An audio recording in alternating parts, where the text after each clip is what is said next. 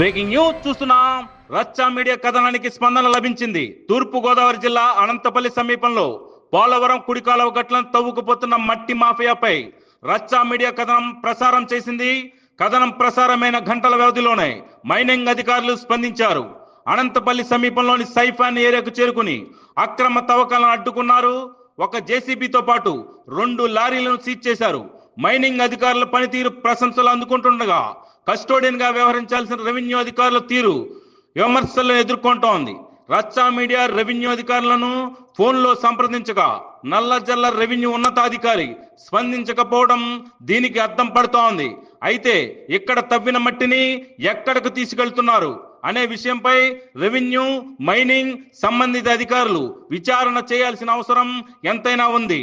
ఇక్కడ మట్టిని తాడేపల్లిగూడెం ప్రాంతానికి తరలిస్తున్నట్టుగా రచ్చా మీడియాకు సమాచారం ఉంది. దీనిపై మరో వివరణాత్మక కథనం మరో ఎపిసోడ్ లో మీకోసం. చూస్తూనే ఉండండి మీ అభిమాన ఛానల్ రచ్చా మీడియా.